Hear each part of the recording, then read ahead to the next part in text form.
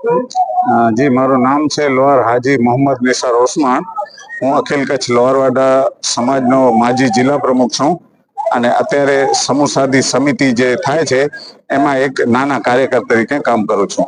અમારા લોહારવાડા સમાજના લેવલ ઉપર 14મી સમૂહ સાદી હતી. અમે દાદા સદાયાની બારગામાં બીજી સમૂહ સાદી છે અને ટોટલ અમારી 14મી સમૂહ સાદી હતી, જેને અમે અમારા સંપૂર્ણ સહયોગ સમાજના સહયોગથી અમે પૂર્ણ કરી છે. આજે અમારા 10 દુલ્હા અને 10 દુલ્હન એટલે ટોટલ 20 જાનો આવી હતી, એમાં 10 જોડલાઓ જોડાણા હતા.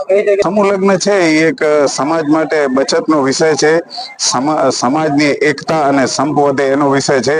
તો અમારો પ્રયત્ન એ હોય છે કે ભાઈ સમાજમાં સંપ વધે, સમાજમાં એકતાની ભાવના પેદા થાય, સમાજ છે રાષ્ટ્રને સમર્પણ થાય અને સમાજ દરેક કુરિવાજોથી દૂર રહે અને એક સાથે એક પંડાલના નીચે બધા બેસી અને એક જમણ જમીએ, એનાથી આપસી ભાઈચારો અને મોહબ્બત વધે. અમારો ઉદ્દેશ્ય હંમેશા એ જ હોય છે કે સમાજને જોડવાનો જ અમારો હંમેશા ઉદ્દેશ્ય હોય છે. પેટી પલંગ છે, પછી કબાટ છે, ગાદલા છે, ખુરશી છે, એના સાથે સોના ચાંદીના દાગીનાઓ છે, કપડાઓ છે અને જે કિચનની અમુક વસ્તુ હોય છે, લગભગ અમે 30 થી 32 આઈટમો આપી છે. હું લોહારવાડા સમાજને એક જ સંદેશ આપીશ કે એકતામાં રહો, ભાઈચારામાં રહો. જેમ અમીન સાહેબે તસ્બી વાળી આપણને જે મિસાલ આપી કે તસ્બી જ્યાં સુધી બાંધેલી હોય છે ત્યાં સુધી કિંમતી હોય છે અને એના મોતી તૂટી જાય અને વિખરાઈ જાય છે તો એ તસ્બીની કોઈ કિંમત નથી હોતી. તો હું એક જ મેસેજ આપીશ કે કદાચ કોઈ વ્યક્તિ ખરાબ હોઈ શકે છે, સમાજ ક્યારે ખરાબ નથી હોતો.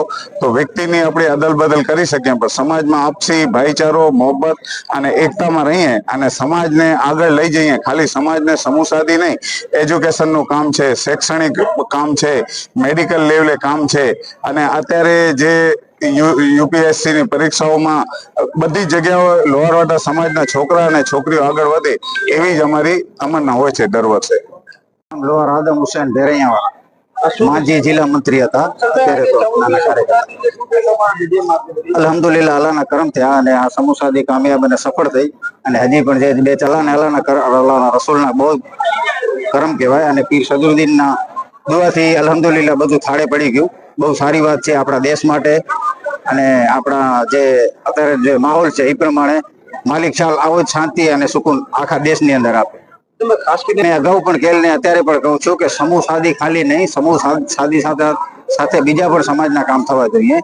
દાખલા તરીકે જે બચત રકમ છે એમાંથી અમે કાંઈ ને કાંઈ ઊભું કરવું જોઈએ. બીજું અગાઉમાં પણ એકવાર કીધું હતું કે મકાન બનવા જોઈએ, આ તે પૈસામાંથી ગરીબો માટે બહુ તકલીફ છે.